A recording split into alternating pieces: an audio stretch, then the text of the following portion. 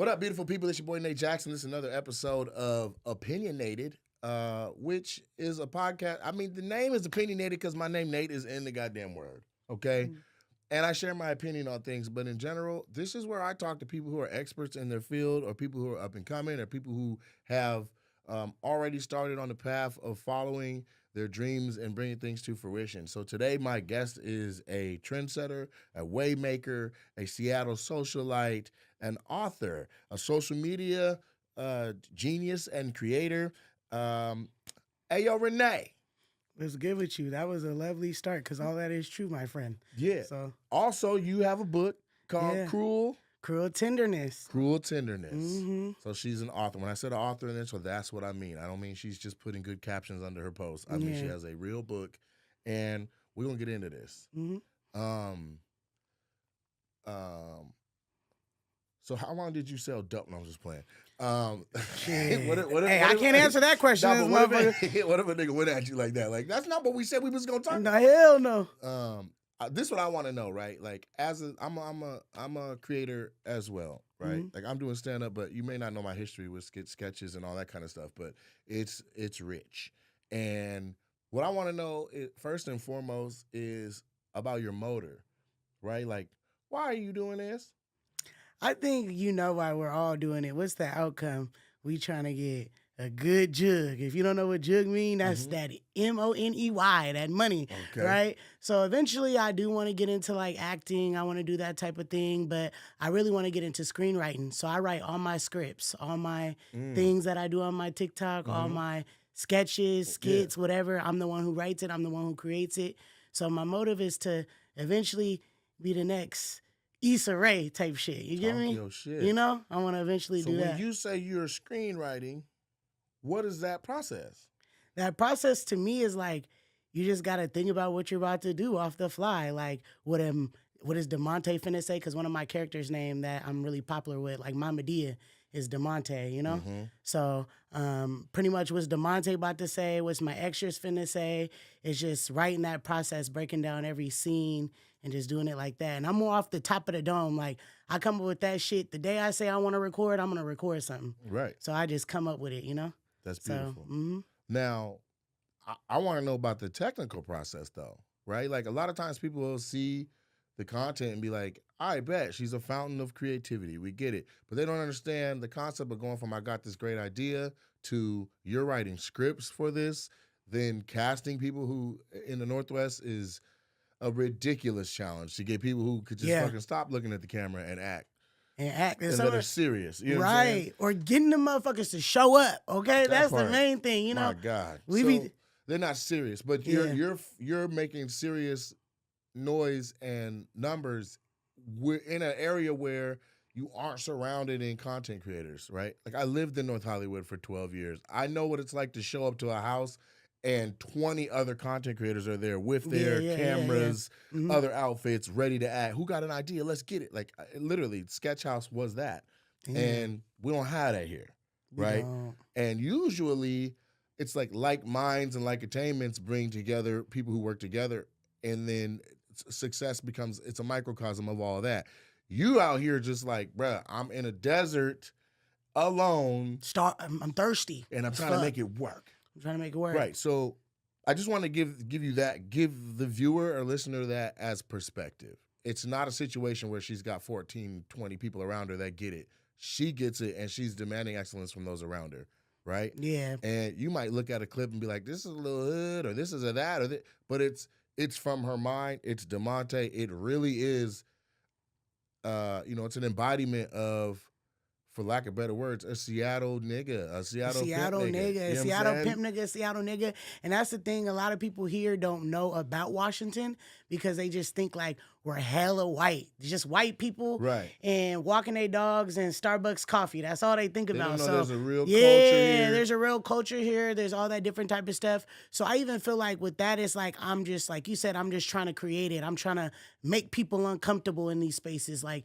get out and do it. Like, I just did a sketch with my little sister. We were in the store. We got approached by a Karen. And I had to tell that bitch, back up. You getting in the way of me trying to get big, because, people aren't used to it. Versus, like, if I was in Atlanta or Hollywood, someone would put that shit on, get to being like, what I got to do, what I got to say. Right. So it's just about, You know, I feel like the more I bring to the table, the more people will see. So I feel like I just gotta make people uncomfortable, ask people who want to be in a skit who never really felt like they could, because over here people give a fuck about what people think. A They lot. care too much. But when it's like, come on, man, like we just trying to create, we trying to get up out of here. Stop a caring about what sketch. people. It's a sketch. It ain't that deep. Like let's just, you know. So I feel like it's just about me doing it, just pushing it, making people uncomfortable and getting in that space regardless of it, like kind of what you were saying, you know? You're trying to make a new normal, at least around you. I'm trying to make it a new normal. I'm trying to get people to see that we can have Hollywood here, but people think like you got to go out to LA to create that Hollywood, go to Atlanta to create that Black Hollywood. And it's like, we got it here. We just got to put in the work. We got to all work with each other. We got to have the comedians, the producers, the videographers. We have the screenwriters. We got to have all that. We just got to really follow up and not be like, we going to link up and you don't link up. Well, we be bullshitting. Let's back up some. Right? Couple of things. One, you're writing scripts and screenwriting these sketches. The technical process for you is what? You're opening a laptop. You're on a desktop. I'm on my phone. You're on I your go phone. to my notes and I write them in my notes and I just So go. you're not using a script writing software. No. Are you familiar with or versed in writing scripts that look like scripts? No. Well, sort of, kind of, because I wrote my book. So I feel like I just do the dialogue, and then after I write my dialogue, I will write the action in which someone's doing. So say, like, I told you to be like, this shit is crazy. And I told you to cough after, I'm going to put cough. Like, I'll do, like, shit like that. Do I know how to really do it, like, went to school, how to really knock it down? No, I'm just doing it. You don't like, have to. Yeah, like, I'm just doing it. That's how I'm doing it. Went to school. And who could do it for me? Robert Rodriguez is a fantastic director, and his motto for learning how to be a director or videographer or anybody who's shooting and creating content is to just start. Yeah. He's like, you're going to be trash in the first place. So just start. So I just started. Which is good. Yeah. But it's easier to guide you into the right format than to get you to try writing at all, right? Like you said, you got the dialogue and then you got like the direction in regards to cough, right? In screenwriting, you want to, writing and directing are two different jobs. Yeah. You're doing both, so you have the liberty to be like, cough right here. Yeah. But if you were just the writer and there's a whole nother director, that looks different, right? So instead of dialogue and then the direction, you would put literally the scene direction, describe the character, time, place, date, where they're at, right? Yeah. You would say interior, cafeteria, day. So now we know we're in a cafeteria and it's daytime. So maybe there's light coming through the window, right? Then you say janitor is sweeping in the corner. Del Monte walks in and his throat's irritated by the dust that's kicking up from the person sweeping, and he says, "Hey, where's my money?" Yeah. Right? An actor would read that and be like, okay, he's irritated, his throat hurts, there's dust everywhere. I'd probably cough. Yeah. And then they make that choice, right? Now, here you are casting your sketch. You got 10 DeMontes in line ready to come in here, and you know the ones that are the better actors right away because they all cough when they do theirs. So you're saying it more like a natural tip. For me, I feel like I'm the one acting majority of the time. Yeah, but you're still giving direction to your extras. Yeah, I'm giving my extras my directions. You're calling them extras, and they ain't even extras. Yeah. They're other actors. Look, I make majority of my content with my little sister. Right. So but even that, so it's you as DeMonte acting with another actor. Yeah, and I'm directing them to do everything I want them to do. Right, but an extra is the third person sitting at the table behind y'all. Right now, you're using real people as your extras. Yeah. It's just a white lady eating behind you, and she don't even know she in your shit. That's an extra. Because if you're on a big set, they go, extras, action. And then everybody start walking and moving and fucking with newspapers. And they're like, main characters, action. Sound speeding, action. And now the whole set is like, cut. 50 niggas in the back that didn't even matter to what was going on the screen all go reset and go back to their bench or go back to their corner, and they all wait for the next action call when they come back out and try to make it look natural. Well, anybody I'm working with, I'm telling them what to do. The extras, I guess those are just people around and whatever. But anybody you see have a line or you see that plays an important role, I fed it. I told them to do it. So as far as like the extra deep, I feel like, you know, I haven't really got that much into it. But anybody who's in my skit where you see them have a role or you feel like they played an important part, I fed them that. I taught them like, you need to have this body language. You need to say this. You need to do this. Yeah, you got a vision. Yeah, I got a vision. So, and I'd like to say this. From what my experience is, and I'm a network actor, that vision you have to, one, protect you at all costs.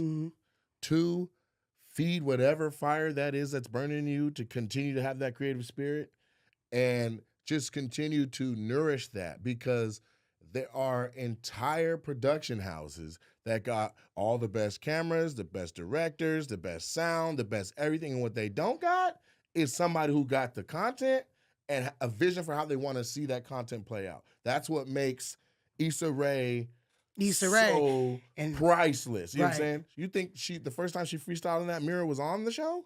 Hell no. She been doing that shit forever. Yeah, and that's the thing though. That's why I feel like even for me, like you said, like what did Young Thug say? I had the plan, I had the vision. I just need that. I just need a platform. You know, that's how I see it. I got the plan, I got the vision. I just need the platform. I just need the cameras. I just need the sound. I just need I'm gonna tell you how I want my shit though. Right. You know, so I feel like but okay, but this is what I'm trying to tell you. Yeah. What you have is way more rare than what you need. I know. Does that make sense? Yeah, I like get what you're saying. There's tons of camera stores. There's tons of, you can get on B&H and order you can order cameras until every dollar you got is gone and still ain't got nothing to shoot. Okay? So good cameras, good setups. Yeah, the setups and all that, it feels more rare here because our industry up here is software developing. It's not film and movies. But the ideas and the content itself is king. Period. Yeah, I know. And it ain't even like Drumline. You seen the movie Drumline? Yeah. Where they talk to each portion of the band and they're like, we're the horn section. We're the heart of the band. And then they go to the next person. We the drums. We the heart of the band. We the snares. We the heart of the band. No. There's no delusion here. Content, the creator, the idea, and somebody with a vision, be like, no, that's not how you need to come through that door when you come through that door. Right? That's the heart, yeah. That is the heart of this. Yeah, I know, you know, I really see that. I truly am a fly-ass motherfucker. And I just feel like, you know, I'm going to execute that and I'm going to do that. And I feel like you said, it's really rare. Because even when you watch TikTok and stuff, the reason why I feel like I've been even noticing coming up in this game that as far as like how to profit off of it, right? And to me, it's kind of like if you don't have that rare content, you can't make a profit. Versus the people who just do the dancing and do all that, like that's not creativity. You're just using a sound and you're just copying somebody, right? It's a bunch of shit you procured. Yeah. You're a mimic. Yeah, you're just a mimic. You need the reality. To a song another person made. Another person made, so it's like, it, but you didn't make the beat, you didn't make the song, nothing. You didn't do lyrics, nothing. You didn't make the dance. You just press record, put on. And I feel like that's what today's problem is too, and why there's a difference between being an influencer and being a real content maker. I think an influencer and a content maker is content creator are two different things. I think so too. I think the same way I think there's a difference between a comedian and a social median. Yeah. Social media is the skits and all that. So what is your definition of a comedian and a social median? A comedian is somebody who does stand-up comedy. Okay, and a social median is what? Somebody who does social media posts. Like skits. And like social media posts. Okay. A stand-up comic doesn't have the liberty to be like, I don't like how that came out. Let's do it again. Social media can take 3 days of shooting the same take to finally got it. Now edit that in there and post. That's true. As I've been coming up and I've been getting the opportunity to do like acting gigs, And it's like, damn, even for me, it's like when I'm doing my skits, I could be like, do that over, because I'm a perfectionist too. So when I'm doing my content, if you don't do it right, you need to do it again, anime. You better do it until you get it right. You hear me? So I'm kind of like that. So I've been blessed to have opportunities where I get to act, and when I'm like, do it again, I'm like, damn, I'm having to do it over and over and over and over and over. And you're like, that's the luxury you got being a socialite versus being probably doing stand-up too. Because I've been trying to get into stand-up as well, stand-up comedian, like trying to be a stand-up comedian. What effort have you put into becoming a stand-up comedian? Man, I feel like, I'm going to be real with you. Okay. My first effort was me going to like a comedy show, just seeing how it is to be a comedian. I'm going to be real with you. I'm a shy person. That's fine. I feel like the only reason why I haven't went up there is because I'm a shy person. And I think I'm afraid about that was corny as fuck. Sit down. I'm afraid about that. But I feel like, I got to get out of my head and I just got to do it and perfect it. But also too, just studying, like the Cat Williams interview. You studied that? He was dropping gems. I feel like outside of all this shit he was talking, that man was dropping gems about how to be a real comedian. And like, what would you say was a gem from that? A gem for that is having multiple sets. We do not want to hear the same entire set. You feel me? Like, you go to someone's set and you don't watch a YouTube clip and you like, I heard that joke before. Even though that was probably one of your best jokes, you need to have multiple sets. Another one is just having a good, strong set. Like, no one wants to hear you stumbling and mumbling. You need to be rolling, and you better practice that monologue. I don't know what you did, but it better be flowing and going where you're not trying to think. You feel me? That was something he also said, and just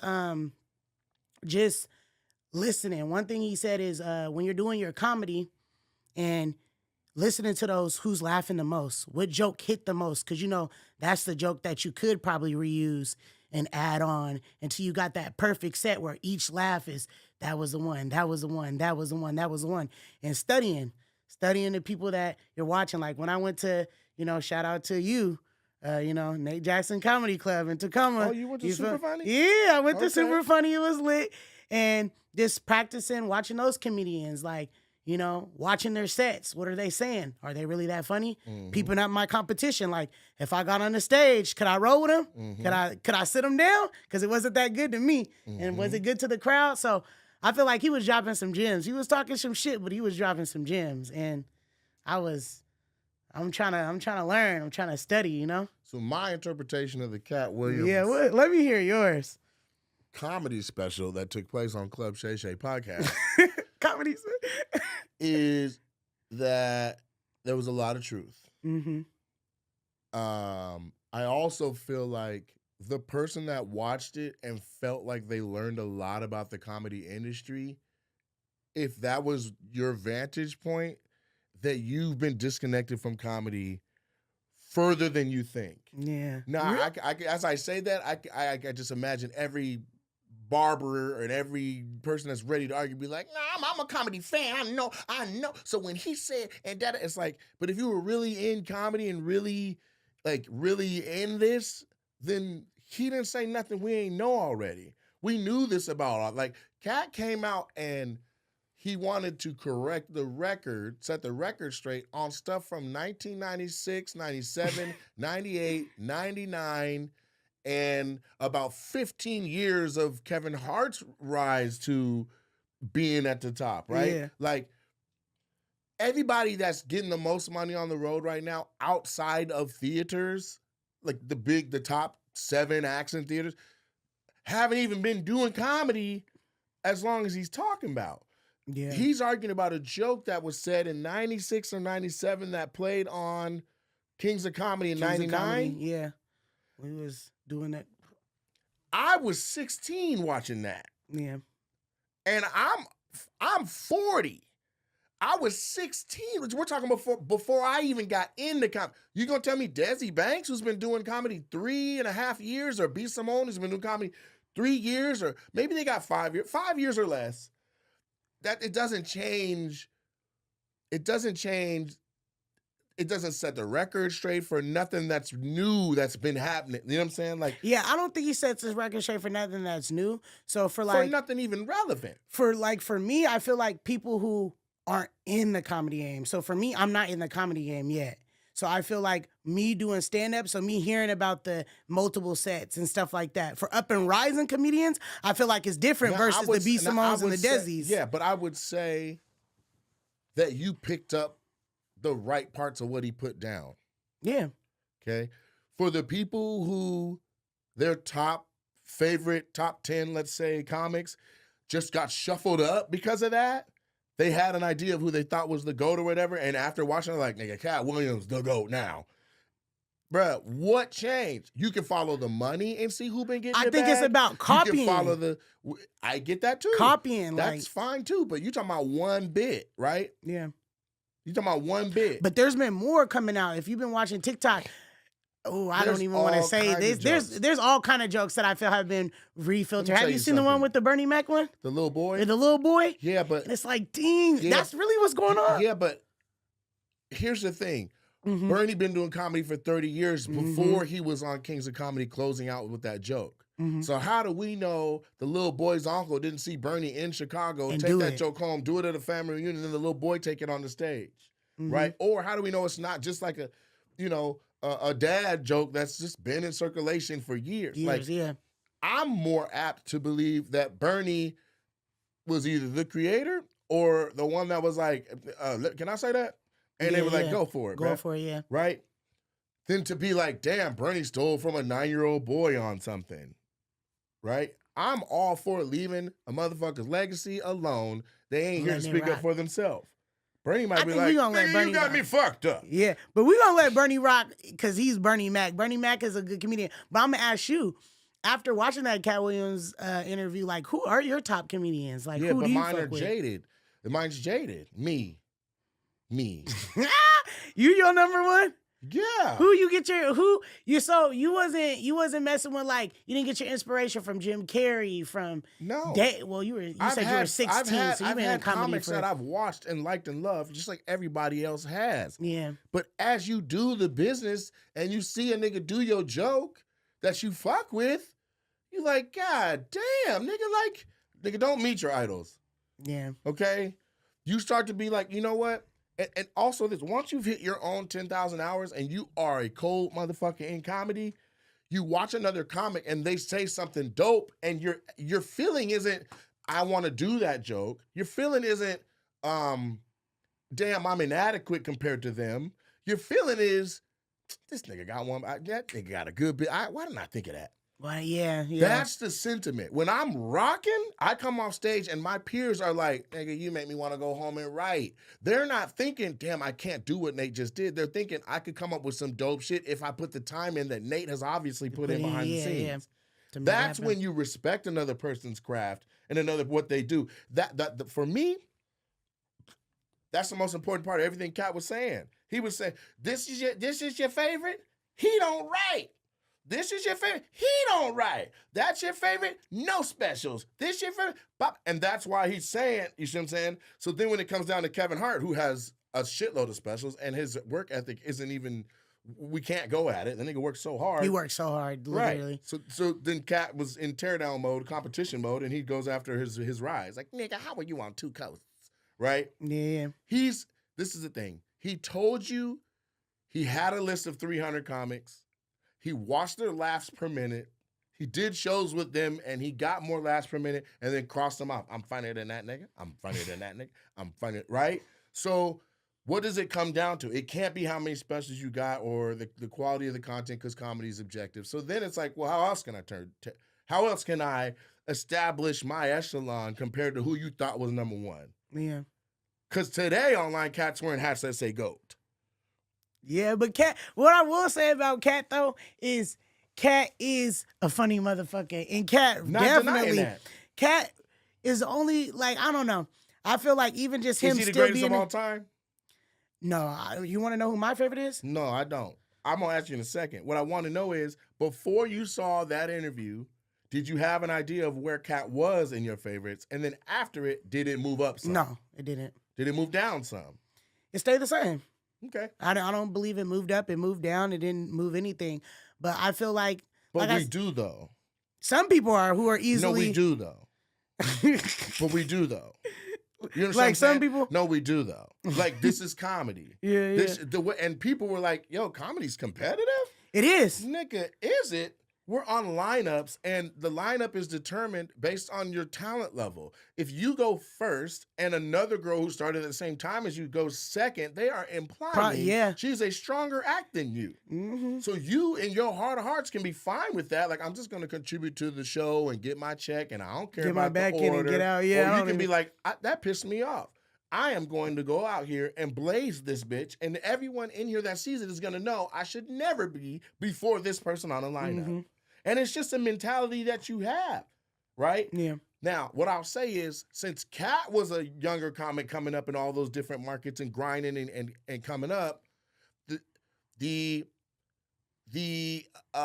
state of comedy has changed. Yes, I agree with that. The state of comedy has definitely changed. The part it has to the outside voyeur, to the person who's interested voyeur, and even to the person in it, comics are actually helping each other now.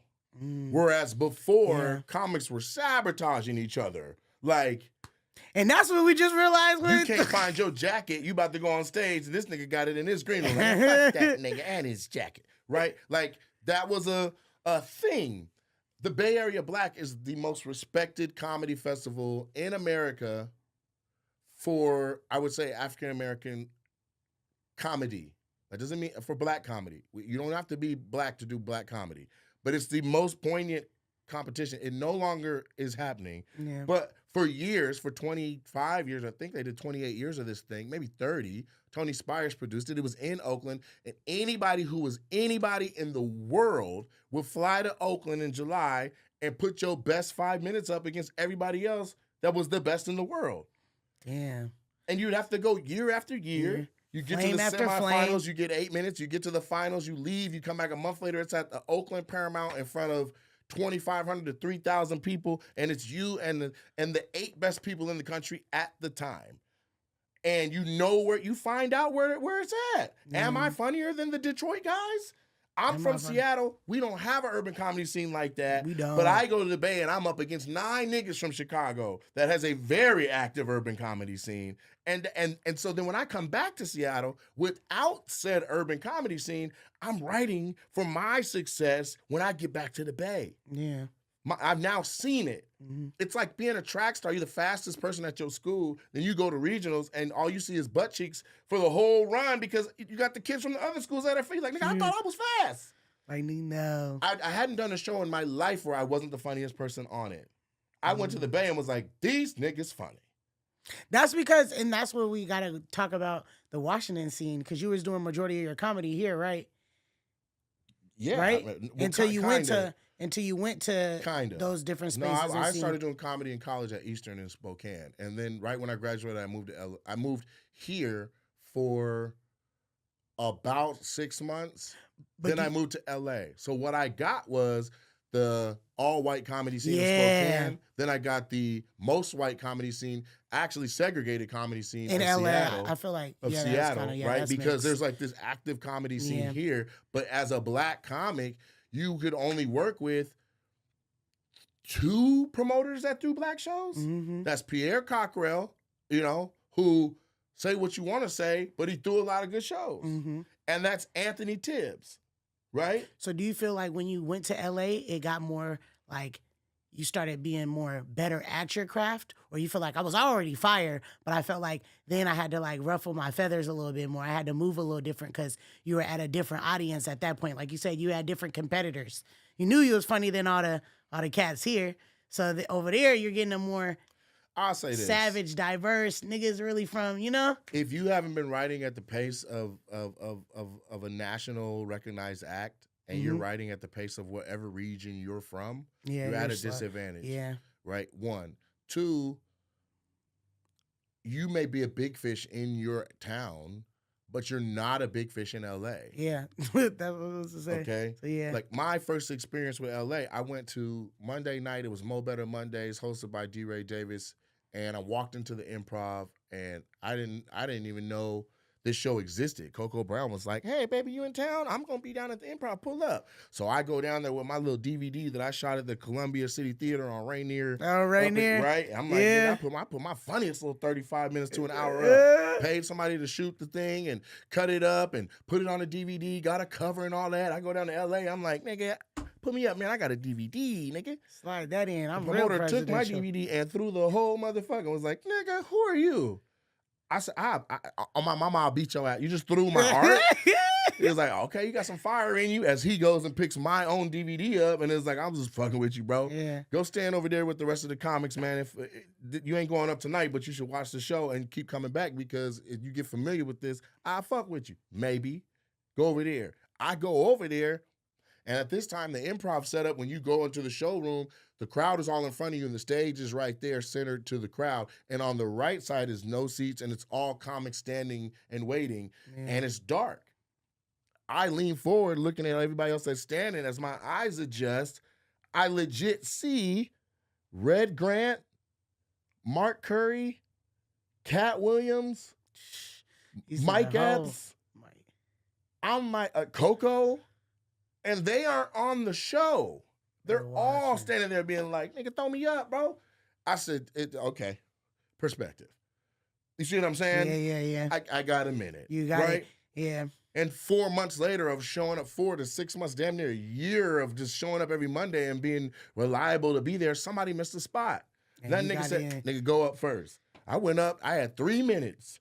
When I tell you, out of the hour I had of Washington was rocking in Washington, after seeing how good people were, I went with my best stuff, and I felt like I had maybe 12 minutes. So I took from that 12 and grabbed my 2, 3 strongest jokes, and I did 3 minutes and rocked that bitch to where he was like, okay, we got a new nigga that's actually serious. Right? But I had to see the level of creativity, professionalism, and really money and bags and jugs that niggas was pulling down there to be like, real. Man, I'm not a big fish here at all. At all. And that's what I even feel like for myself, even just sitting next to you, I'm like, dang, but I know one day, I'm going to be sitting in meetings with you and everybody else. So it's like, you just got to. You're going to be everything you dream of being. And here's why.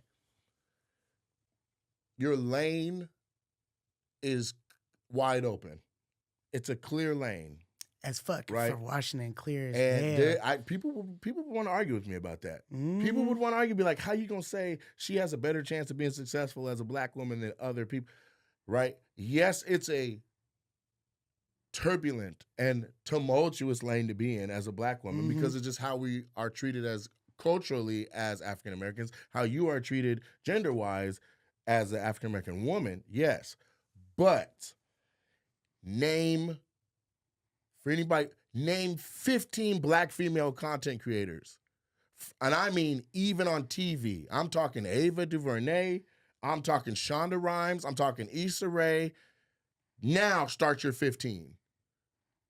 Name 15. All right, name 10. All right, name 5. Wait, you might go B. Simone. You might say Ayo Pretty Renee. V. You might, Pretty V. She's pretty cool. Okay. They be making their own little Love content. JJP. Yeah, there's not a... No, there's more. Who else? I honestly could say I don't really watch too many people. I be trying to focus on me. I don't get to... Which is fine. B. Simone, Pretty V. That's fine, but imagine going to the Super Bowl and you don't watch no film. That's true. I need to get up. Because you've been accidentally created something that somebody else already has. Yeah. Just genuinely being your own. I came up with this. This is crazy. I'm gonna bop, bop, bop, and then somebody show you somebody Arabian she already doing this. Yeah, you're like, damn. Okay, but there's more. There's more. Yeah, but I feel like, man, Persephone. Okay, you know who that is? No. Okay, I'm just naming some black. Name some more so I can type these motherfuckers in. Okay, Ayana. Okay, Daphne Springs. Come on now. It's her birthday today. Nope, gotta get it right. Look, I know Pretty V and I know B. Simone. Issa Rae. And the homegirl was like, he got money. Man, he got money. I don't know how to pronounce her name, though. But she did the Elementary, the new, she just won the award for it. I don't know how to say her name. She started out, we have the clip. Oh, he got money. Yeah, she started out doing all that. Yeah, I know exactly who you're talking about. Give me just a second. I'm going to pull up the phone to get it right. Quinta Brunson. Yeah, that was her name, yeah. Quinta Brunson. Mm-hmm. Yeah, right. Content creator. Hold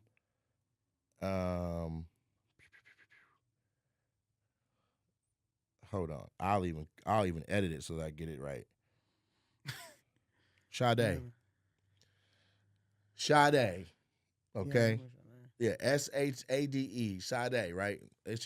She goes by it's your girl Sade, Miss Sade. But Sade's a content creator that's on it. Again, Ayana, Courtney, and I don't want to not Callie. It's Callie.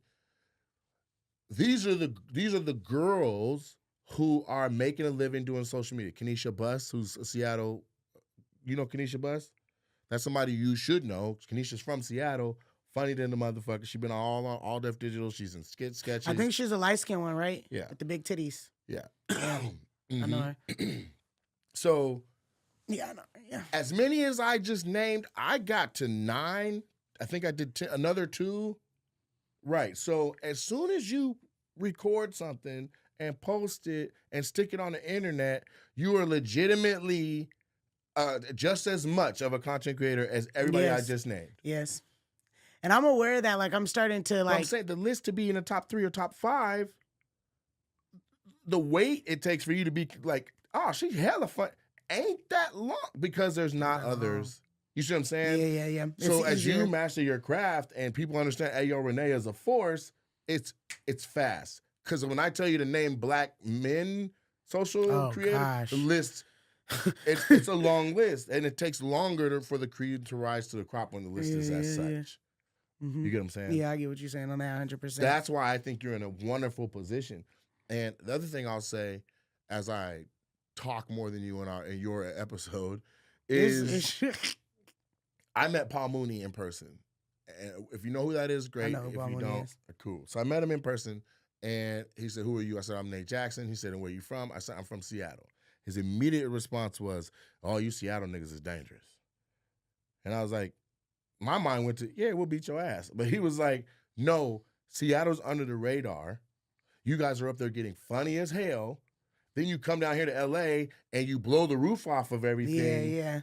And you leapfrog everybody who's been down here writing and trying to content create because you've been honed in the fire of Seattle of being, a solo act. You have to be a lioness up here. You're by yourself. You got to be a lion. And you don't got the other girls to be like, girl, let's shoot today. Yeah, you don't. You know what I'm saying? Yeah, so. He acknowledged that to say, y'all go up there and be funny and mother, and y'all come down here and everybody be shocked. Yeah, he's from Seattle. Because we've been doing it, and we've been doing it solo dolo. And that's why I feel like, for me, it's just about, like, just keep pushing, keep moving forward, and keep making it happen. Because, like I said, I get opportunities like this where I'm sitting across from Nate Jackson, So it's kind of like, you just got to keep pushing, keep moving forward, keep making them see that you're here, that you're working. That's a trip to me. I'm just me. Tell me this. Why are you doing this? Fuck the jug. Why are you doing this? It ain't about money. I feel money's gonna come. Money's gonna come, but you're like, nigga, win. Nigga, I want that money. Okay, but I just do it personally too because I just love to do it. Ever since I was a kid, I remember what? Ever since I was a kid, I would be like in my room.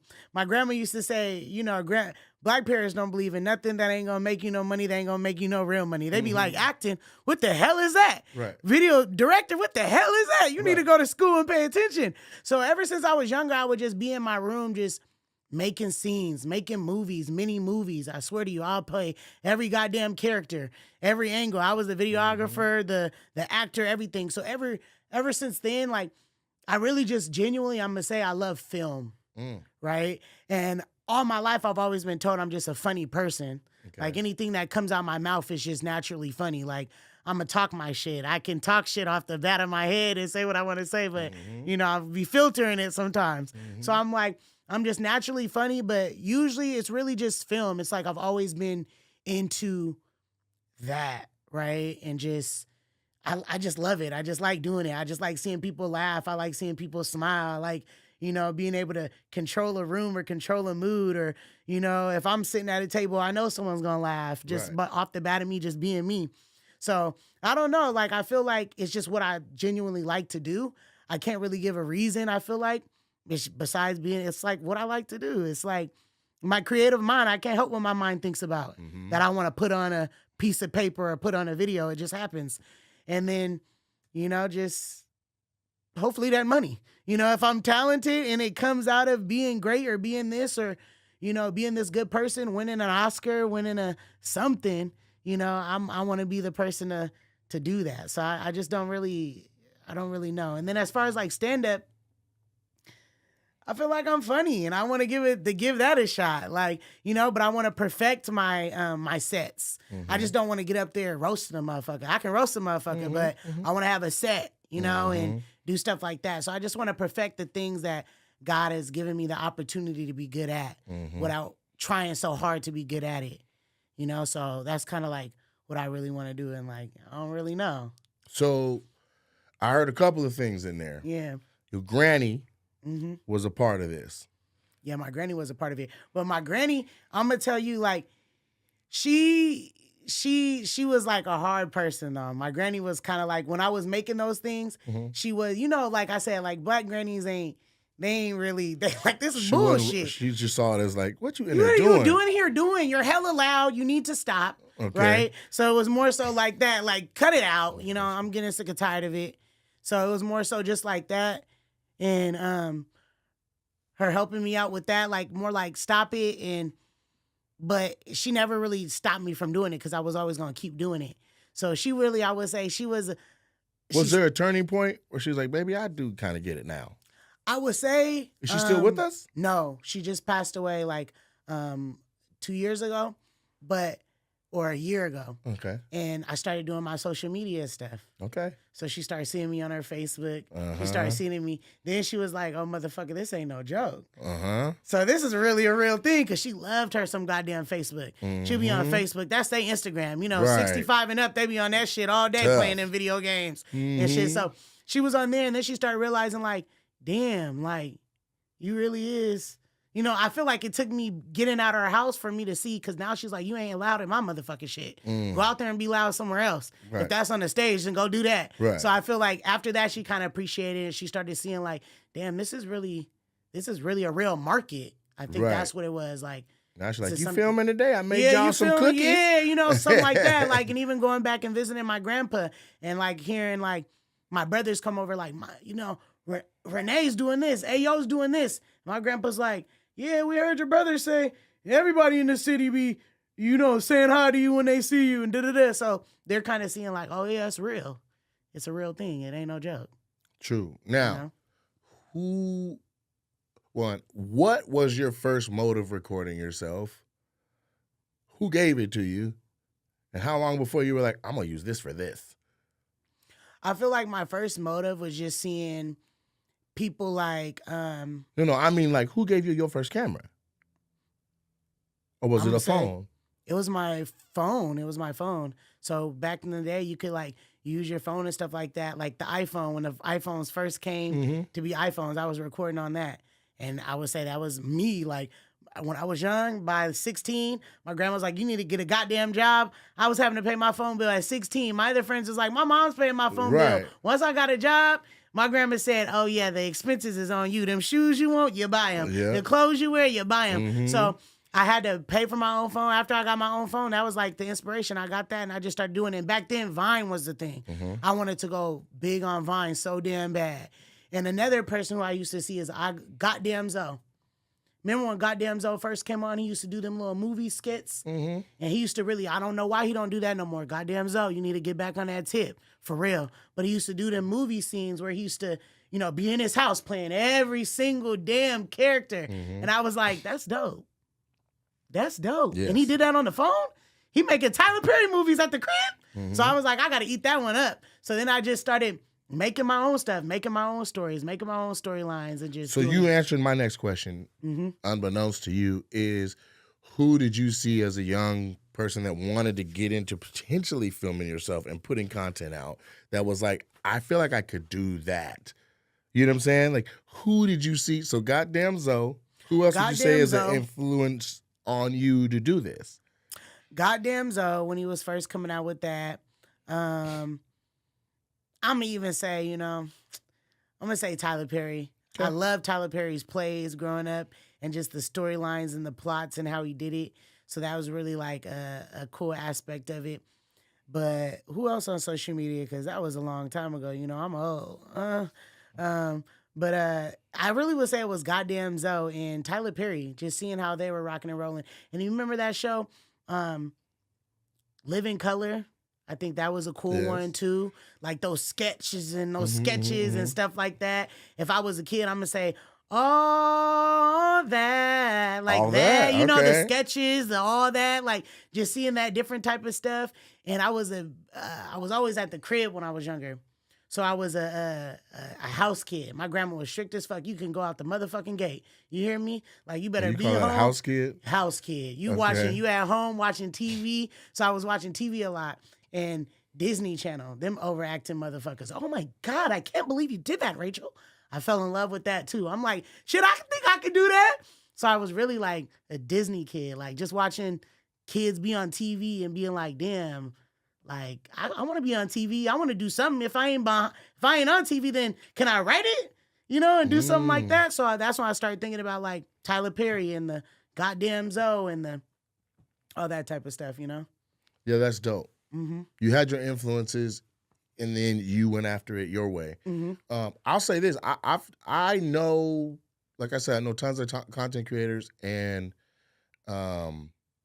it's actually a through line. It's a consistent factor that a lot of you guys have seen a shitload of TV.